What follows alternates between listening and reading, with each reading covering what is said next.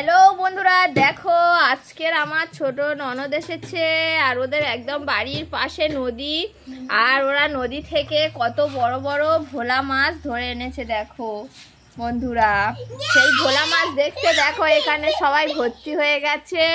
ভোলা মাছ দেখবে বলে এখানে সবাই ভর্তি হয়ে গেছে, দেখতে পাচ্ছ তো। এতক্ষণ ঢবের চপ দিলাম। এই ভোলা মাছ আমার ননদ কিনে এনেছে, ওদের ওখানে ভালো মাছের বাজার হয়, সেখান থেকে কিনে এনেছে বড় বড় সাইজের ভোলা মাছ। কি রান্না হবে ভোলা মাছের? পাতুরি। হ্যাঁ, মাছ লাফাচ্ছে, মাছ লাফাচ্ছে, এই দেখো মাছ লাফাচ্ছে। ভোলা মাছের কি হবে? ভোলা মাছের পেটে তো যা মনে হচ্ছে শুধু ডিম ভর্তি। বাবা ধ্যান খাবি?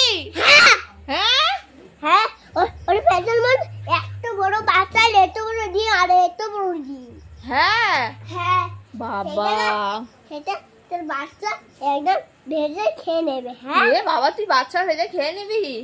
কেন বাবা, করতে নি বাবা।